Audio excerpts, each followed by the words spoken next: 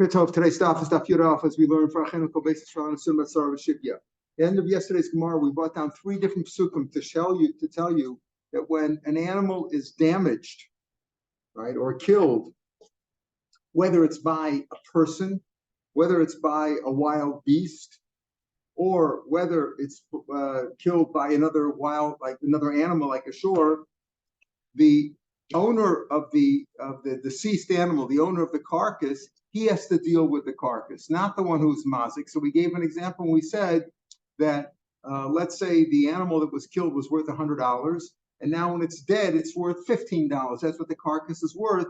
So the mazik, the damager, only has to pay the $85, and the $15 that the carcass is worth, that's the nizik's problem.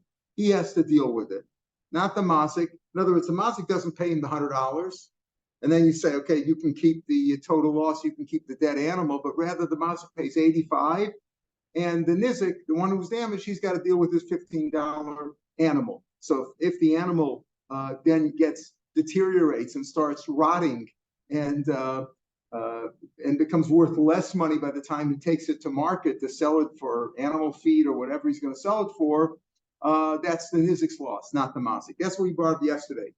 So now the Gemara in the last line on the page on Yudam Bey says like this: Lema chas nebeil tonight. Let's say this depreciation of the carcass that we said goes according to nizik. Maybe it's really a machlokas tanoim, right? The time we learned im tarof yitraf yideo, im tarof yitraf yitveu eight. It's like this. The pasha part of the pasuk is like the way the Tanakam explains it. If let's say you're guarding an animal and you did your job, but some wild wolf came and devoured your charge, the animal that you were watching, bring proof that you weren't negligent. And what does that mean? Yavi Adim Shinitra bonus, bring proof that it was killed by us. A person who's a shomer sachar, a person there's different kinds of shomer. There's a shomer chinam who's only responsible for negligence. There's a shomer sachar who's paid. He's responsible not only for negligence, but also if it's lost or stolen. However, he's not responsible for an accident. This is an accident.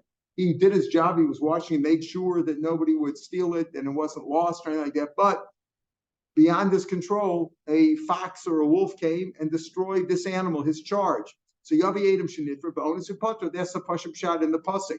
Abishol Darshan said, no, Omer Yivyehu Aduda Lebezin. Aduda, Rashi has the gear Aduda like we have in the Gemara, he brings the carcass to court. Now, he brings the carcass to court. What's bringing the carcass to court?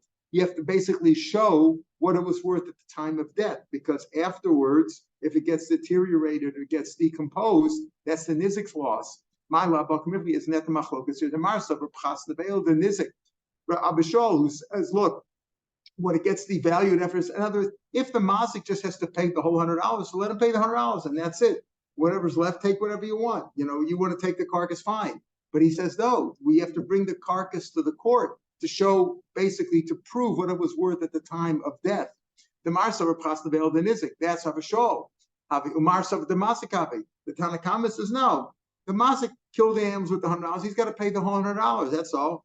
And all the proof that we're talking about in Taruf Yiveo aid is bring aidim that you didn't, the pashab shot, that you didn't commit any negligence and it wasn't lost or stolen, that it was an accident. He was a pashab shot. The mazik has to pay. That's what Rashi is. Therefore, you can't say the pasuk speaking about bring it to the court. What's the difference? What's the point of bringing it to the court? We've learned before that what does the mazik pay? If he pays karka, he pays the best. If he pays cash, he gives cash. If he has junk and garbage, you can pay with garbage. You can even pay with your dead carcasses if you want. So what's the chiddush? There's no chiddush to say, see what it was worth before, it was worth after. So he can pay whatever he wants. Whatever it's worth, whatever it's worth now, that's what he could pay. He could pay with that whatever garbage he wants. So the machlokas apparently is whether who has to deal, in other words, who has to take the loss of the decomposition of the dead carcass from the time it was killed, when the damage was done, till the time that he sells it, till they turn it into cash. Maybe that's the machlokas here. That the second opinion, Bishol says, no, you have to bring proof what it was worth then. So it's mashmid chas neveils to nizik, and the Tanakh holds chas neveils to the mazik. It's more slow. To kulam and nizik, everybody holds like we learned yesterday, based on three psukim. Based on a case of a fox, and based on a case of a person killing an animal, and based on a case of a shor muay killing an animal.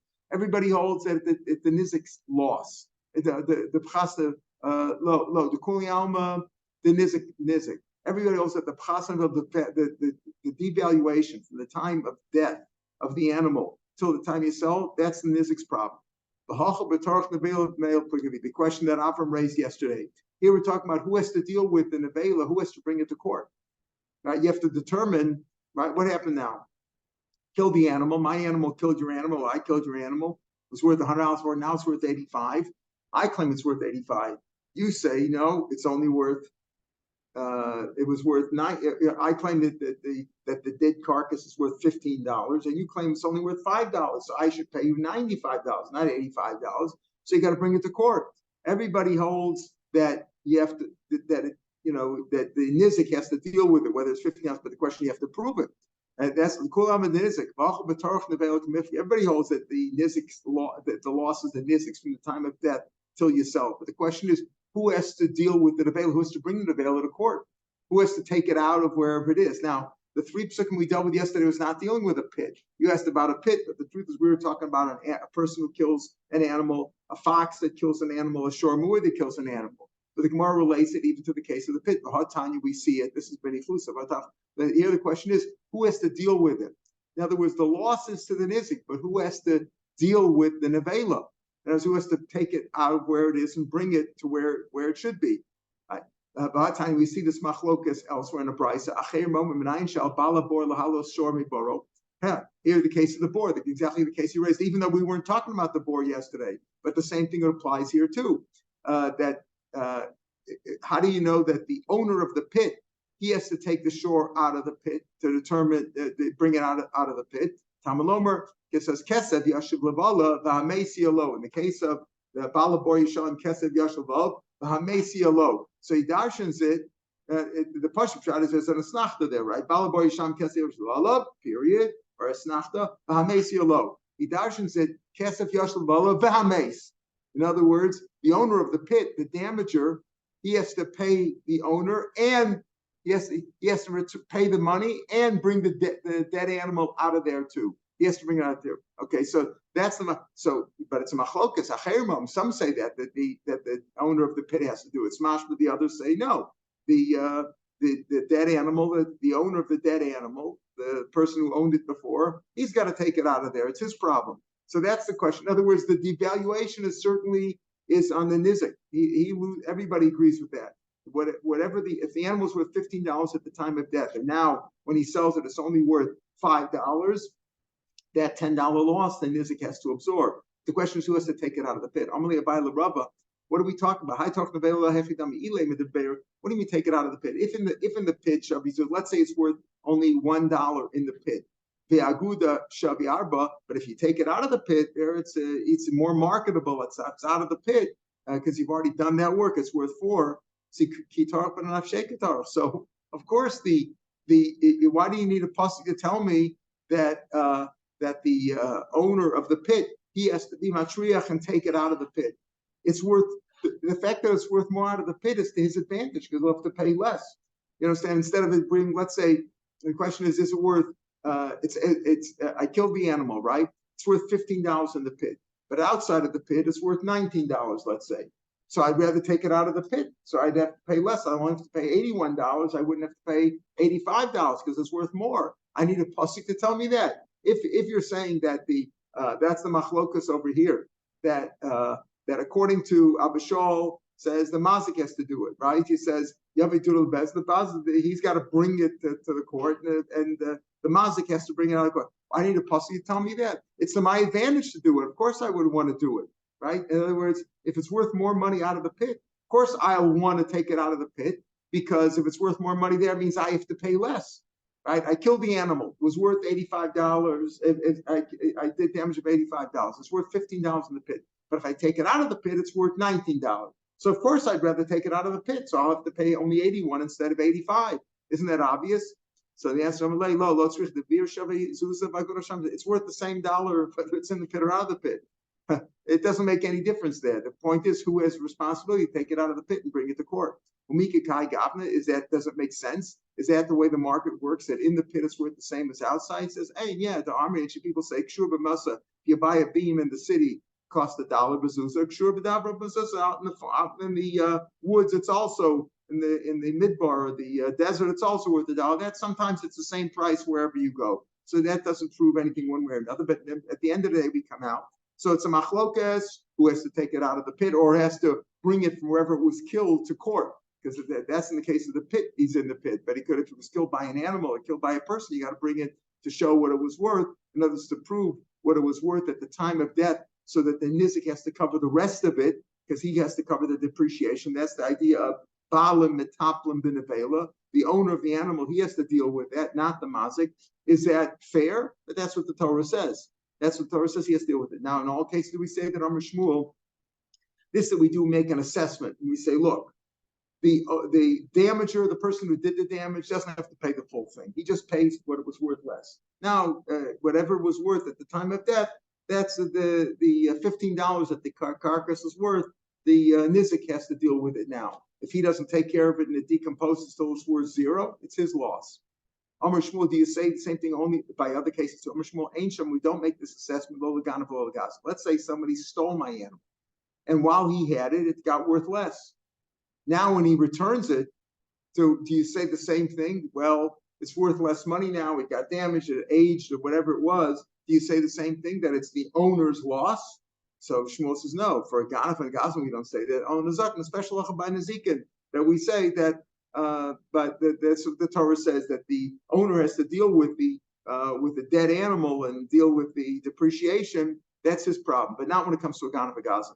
V'aniomer, Shmuel says, V'aniomer after I say the same thing applies to a person who borrows an animal. Abba moduli, Abba, he's referring to Rav, his compatriot. Rav and Shmuel always discuss things, argue. Sometimes they say the same opinion. His colleague, Abba, that's Rav, that was Rav's name. Abba, he's moduli. He's moded to me. So the question is, when he's moded to him, when he said, I say the same thing for Shoel. Shoel is like Nezikin, or Shoel is like Ganaf and Gazlan. Boy lohochkamer. After Shoel shaman. For a Shoel, person who borrows, we also make an assessment like Nezikin, Baba Moduli, and Rav is moded to me on that. That a Shoel is like a Ganaf or Gazlan, where he got all the advantage, and we don't make any assessment, but rather, if he has to make good because he stole an item or he borrowed an item in the case of Shoel, he has to, and something happened to it, he has to pay the full price. He can't say, well, I'm only going to pay you the difference between a new one and what it's worth now when it's dead or broken or whatever. So he says, Afla Shoel ain't Shoel, Shoel also is like a Ganaf or Gazlan. Baba Modali and Modali. So that's questions, which way does he go? Is a Shoel like Nezikin, where we make an assessment and the Nizik has to suffer that loss? Or is like a Ganaf and Gazlan, where the Nizik doesn't suffer the loss, but rather if the Ganaf or Gazlan stole something, he has to pay the full value to the person to make it up. Tashmada Ugav, we have a story like this. We have proof from here. Ugav the Shoel Garna Michaber, a person borrowed an axe from his friend. Tavra broke. Oscar came for Rabbi. Zil Shomei Nagama, you got to go pay him a new one. So you see over here that Shoel is like a Ganaf and Gazlan. Shmamina ain't Shama. We don't make an assessment for a Shoel. He's like a Ganaf and Gazlan. He's got to pay full value.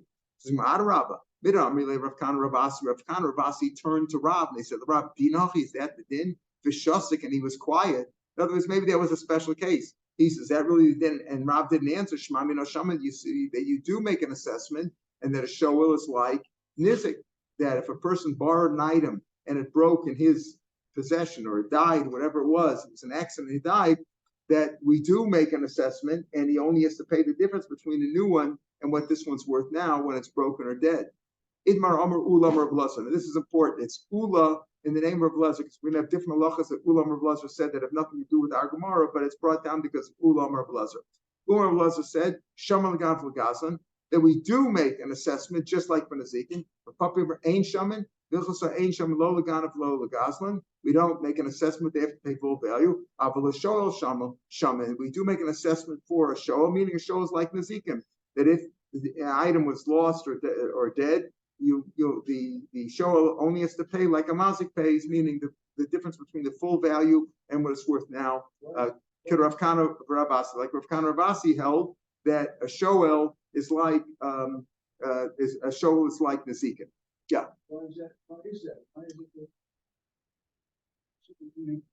Why is it? Why do we pay by Nezikin that way? That's a bigger difference. So I damage you, shouldn't I just have to pay for a total loss, pay you for a whole new one? But that's what the pasuk says. That's what the pasuk says. Maybe, huh?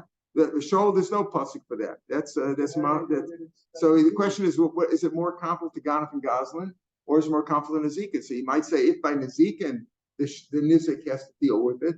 So by Shoel, where he didn't even do anything wrong, he just borrowed something. I mean, he was just friendly, but it's more like Nezikin than Ganef and Goslin says you got to return the whole thing. Don't tell me to start making cheshbonos how much it's worth now. You borrowed my, you stole my item, so give me back a new one. Don't tell me you're going to pay the difference. That's the question. It's like the insurance companies today with your car. You pay the difference. You pay, or if something is lost or broken, do you pay the difference or do you pay a new one? You buy a new one. Prorated, yeah. So that's the question. So when it comes to Ganef and Goslin, we say you have to pay a new one. Hey, when it comes to Nezikin, based on a pasuk, we don't say that. And Shoel is more like Nezikin. And there's a machlokus about it, obviously. But the Shoel Shaman Rav Kana of Rav Asi. Now, Ula Amr of Lazar was the one who said this, even though we didn't paskin like him. He said, Ula Amr of Lazar says, Shaman Ganef and Goslin, that we even make an assessment for Ganef and Goslin. We don't hold that way. We don't shaman for Goslin. So it's not like him. But we're going to bring out other halachas that Ula Amr of Lazar said. Amr of Lazar. We hold that if a placenta came out, if a woman miscarried and a placenta came out, we claim that if the whole placenta came out, that there was a baby in there that dissolved and it was like a Lego, and therefore she's tamei. If it's a boy, it would be 7 days. If it's a girl, 14 days. If it's a miscarriage, that you can't tell, it's all dissolved and mushed up. You can't tell if it's a boy or girl. You have to go to Chumrah, and she keeps 14 days of tumah.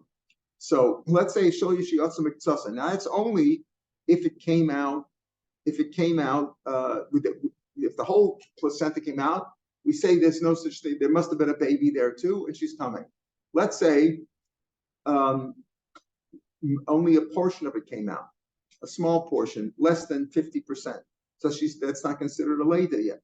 So, but let's say part of it came out, part of the placenta came out. We don't know if most of it came out that day or most of it came out the next day. She lost the baby. One day came out on the first day, part of it came out, and part of it came out the second day. Now there was definitely a baby there, and she's tamei, but when does she start counting tumah? So Mona Laman Rishon, Rav Lazar, Ulam Raza says you can start counting from the first day. She's tamei because the concern is maybe most of it came out the first day. Amalei Rabba, my diet you go on the chomer because maybe most of it came out the first day. It's a stringency that will lead to a leniency. Why? Because she's tamei for 14 days. If you start counting from the first day, so 14 days later she finishes. But if you start counting from the second day, she finishes 15 days later. So why do you say you're going to be machmer and start from the first day, but it's going to come out of kula? Because on the 15th day later on, you're going to say she's tar. She can go to the mikveh, sleep with her husband, etc.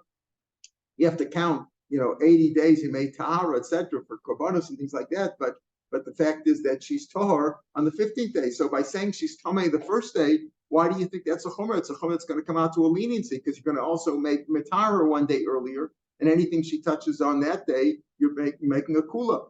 The truth is, you're concerned that maybe it's the first day, so you're tamei. But you only really count from the second day, because on the second day when the whole placenta came out, so now you know for sure she gave birth, and you start counting from that day. But the first day, it's possible that most of the baby came out the first day, so you start counting. You have to be concerned that she's tamei already from the first day, but you only start counting for sure from the second day, and then you'll finish basically on the 15th day.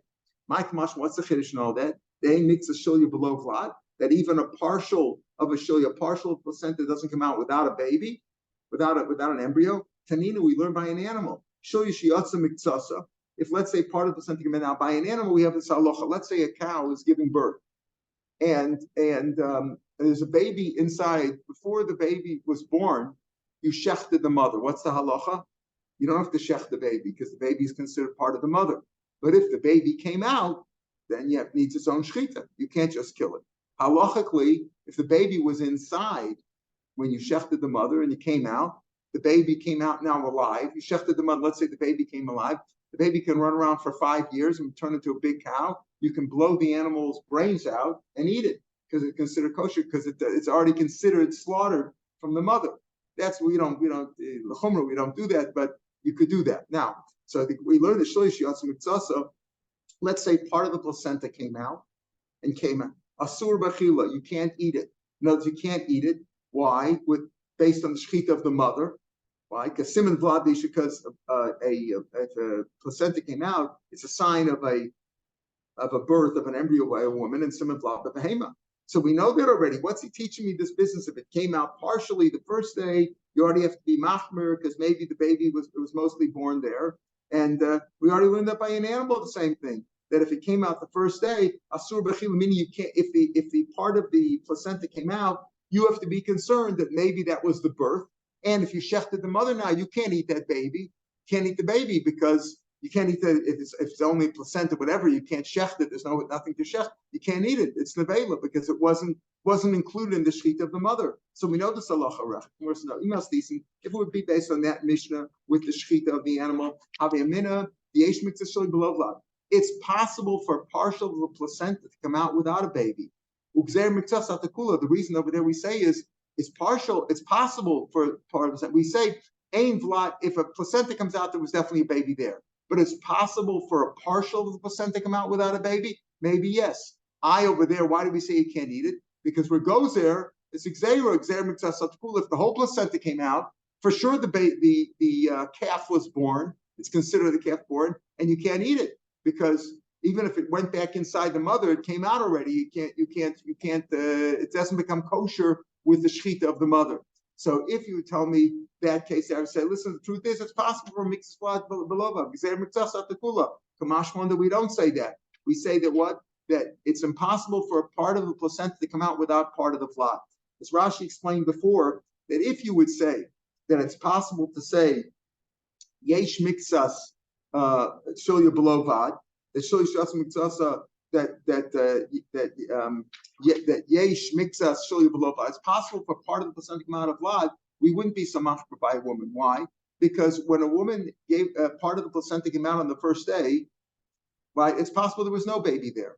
And even if there was part by a baby, we don't know if it was most of the baby there. Most of it could have come out the next day. So we're not going to take two chumras there. Dilma, maybe it came out, and maybe most of it came out, we don't say. But if you say that whenever shulya came out, even if partial, there's definitely a baby in there. The only question is it most of the baby or not? So then we have to be l'chumra, and maybe most of the baby came out the first day. That's why we're choshish, and we say anything she touched on that first day is already tamei, because part of the baby for sure came out, because part of the shulya came out. Part of the shulya came out, there's definitely part of the baby. We just don't know if it's most of it. So we go l'chumra.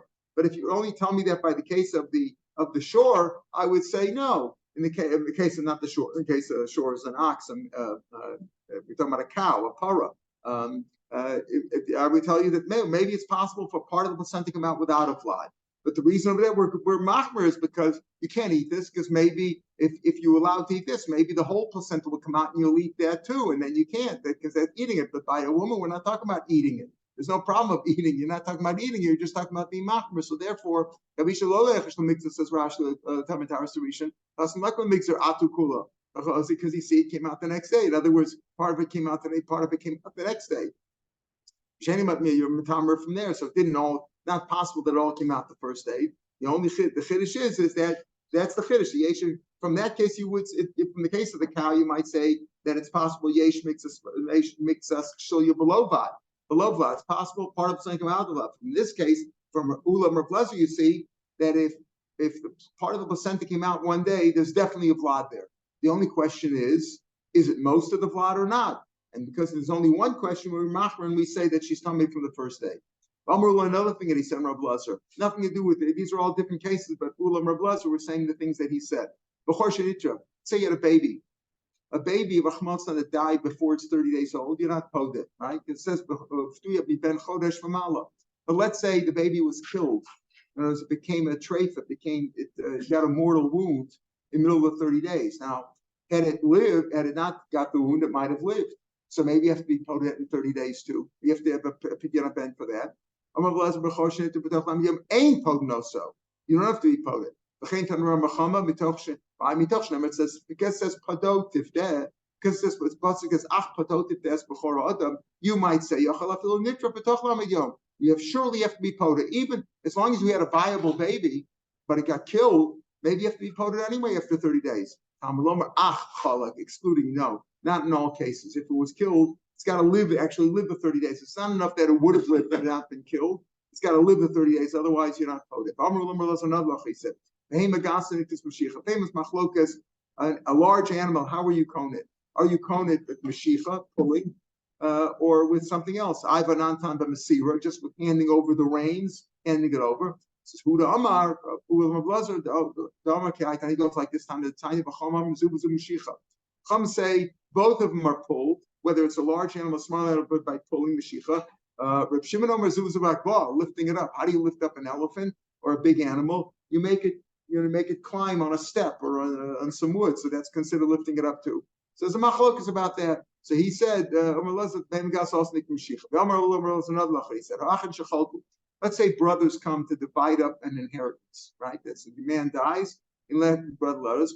Mashaleh and Shaman, you even assess what they're wearing, right? Because till now they were sharing everything in the house, right? When this guy bought $1,000 suit, this guy bought a $50 pair of jeans or something, right? So do you assess when you divide it up? Let's say there's two brothers and neither one is a bechor, and you want to do 50-50, you take into account this guy's wearing $1,000 suit. That's you take that into the cheshbon. That you have to deduct because he already took this, right? But you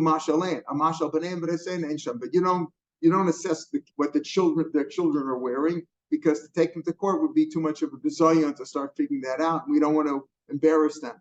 So therefore,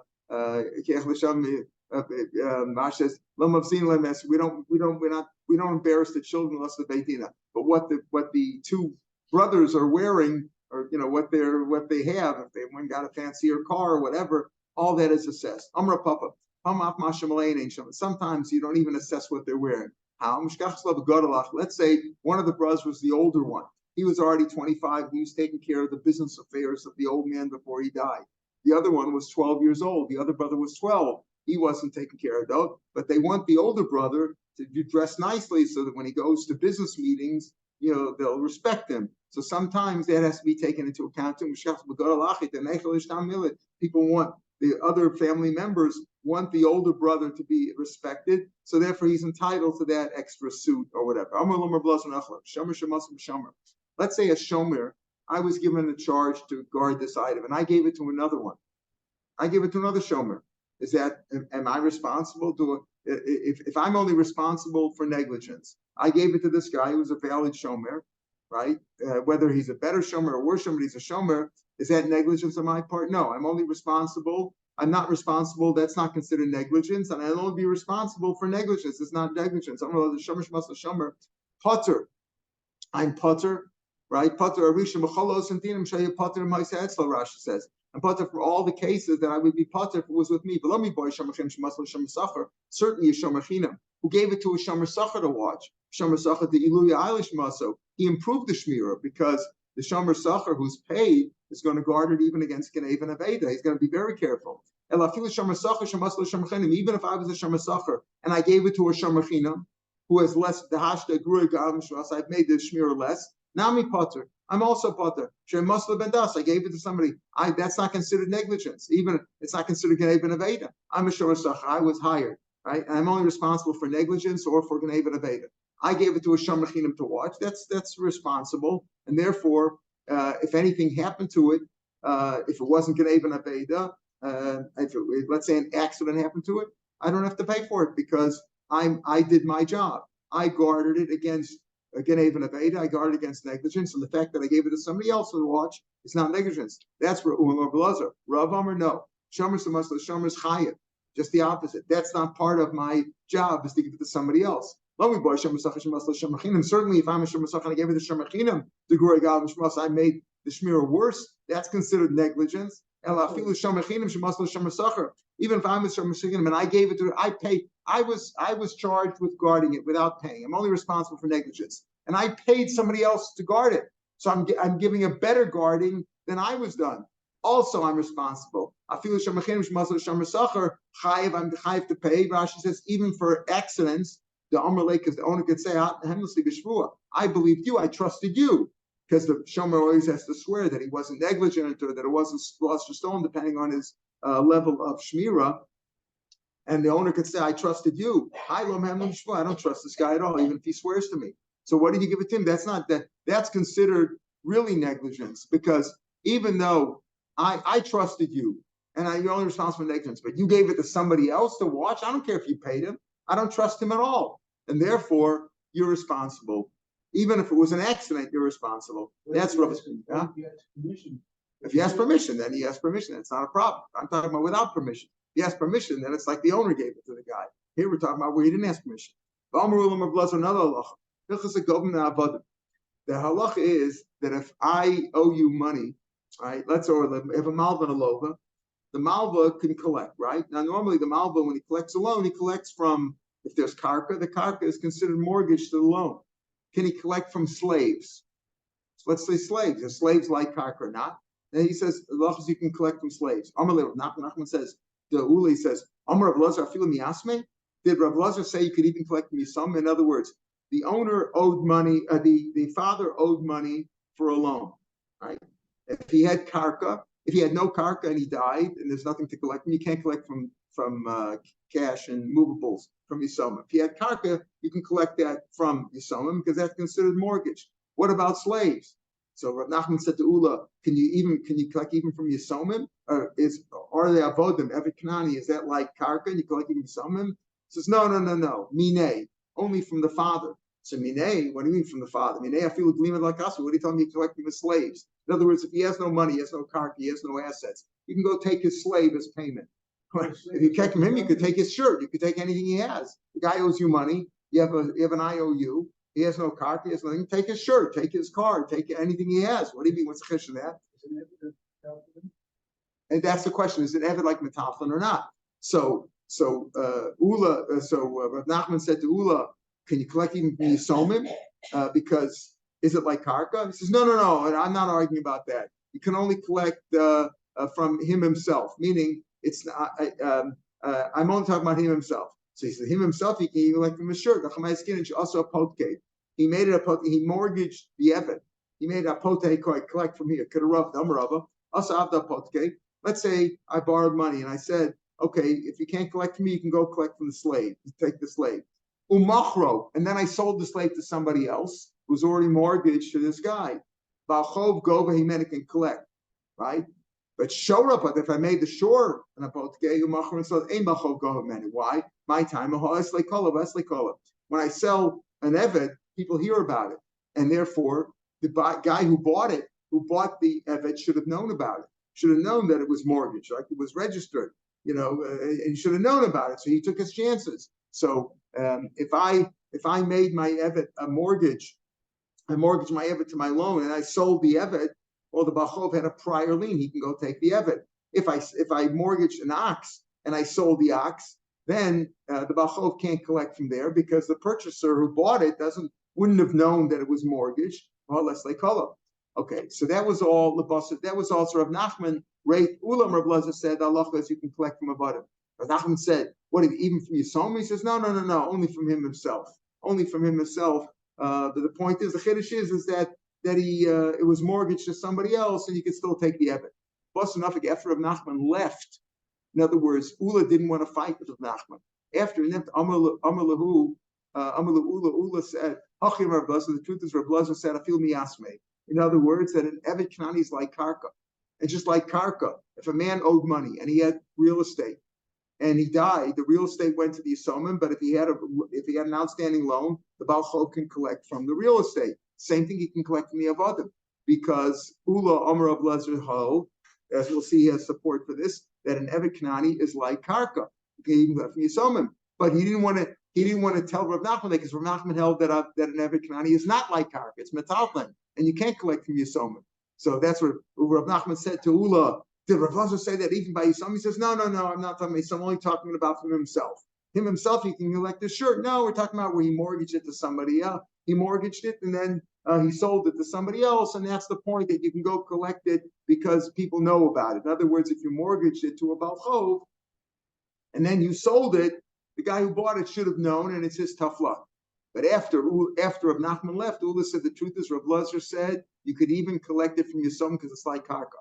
Rav Nachman ishtamtin Ula. He slithered away from me.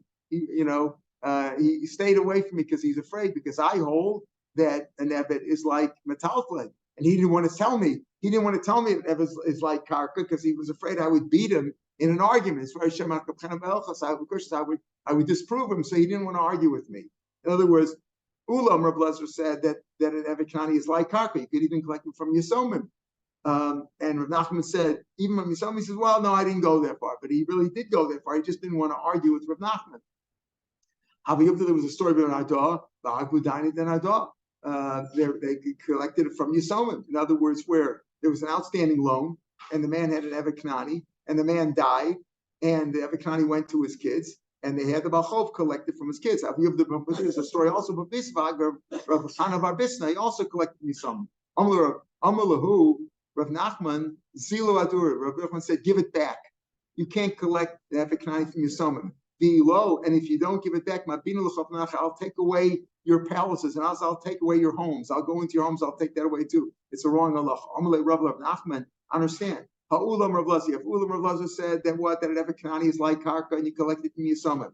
Ha'dayin Nadadah. We have the Dayan Nadadah who pass it away. But Rav Chana Bar Bisna in Pumpadisa pass it away. Mar Kaman Skrivle. Who do you hold like? When you say evet knani is not like karka, who do you base it on? I know a brisa. The Tani Avime said pruzbul chala lekarka. Remember a pruzbul that you have to take from pruzbul that you say that you give your loans over to the bezdin to collect. So therefore so shvius is not misham, it doesn't take off your loan. That only works if the borrower, the lova, has some karka, even a small tiny slither of karka, because then the loan is like it's collected already, because the malva can always go to the karka.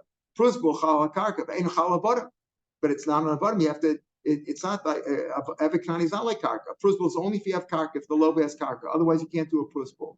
But it's not chala on a bottom. Metalflin niknin in karka. Metalflin is still can be acquired with karka. Niknin bottom. So what do you see? That an evet knani is not like karka, because a pruzbul is only if there's karka, if the lova has karka, and not if he has an evet knani. And we have metalflin. If I sell you my house and my car, if you make a kinyan on the house, you get the car, right? But if I sell you my car and my evet, and you acquire the evet, you don't get the car. So you see that an evet knani is not like karka. This question is an evet knani like karka or not is going to be the subject that the Gemara is going to try to say is a machlokas tanam. We're going to continue with that discussion tomorrow. All this is really off the topic. We got onto it because of Ulam Rav Lezer. Have a good day. Tomorrow's Rosh, right? Regular time. Regular time.